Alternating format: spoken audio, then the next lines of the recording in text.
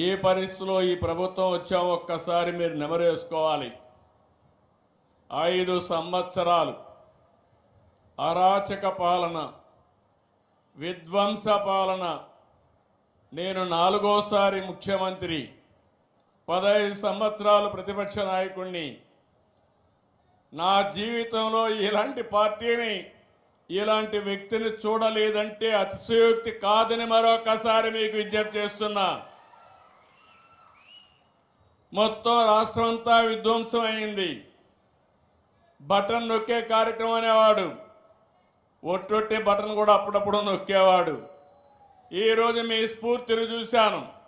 నేను ఎవరిని బలవంతం చేయలేదు. మీరు స్వచ్ఛందంగా ఇంత పెద్ద ఎత్తున వస్తున్నారంటే అది సుపరిపాలనకు నాంది, ఉదాహరణ అని చెప్పి కూడా నేను మీకు తెలియజేస్తున్నా. ఈరోజు మీ వింజమూరుకు వచ్చినప్పుడు నాకు చాలా ఆనందం. ఇక్కడి నుంచి నేరుగా ఒంటిమిట్టకి వెళ్తున్నాను. అక్కడ ఈరోజు సీతారామ కళ్యాణం కూడా జరుగుతుంది.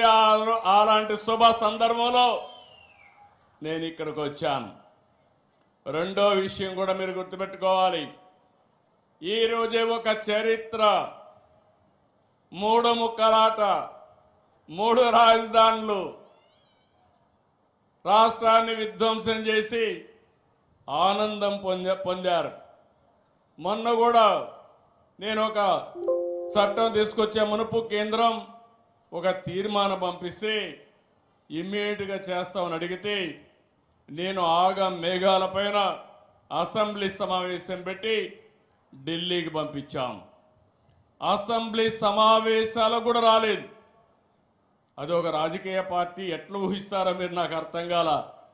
ఇంకా ఎవరైనా ఈ రాష్ట్రంలో వైఎస్ఆర్ కాంగ్రెస్ పార్టీ అని చెప్పుకోవాలంటే సిగ్గుపడాలి తప్ప అలాంటి పార్టీ వల్ల మనకు వచ్చే లాభం ఏమీ లేదని కూడా మరొకసారి విజ్ఞప్తి చేస్తున్నాను.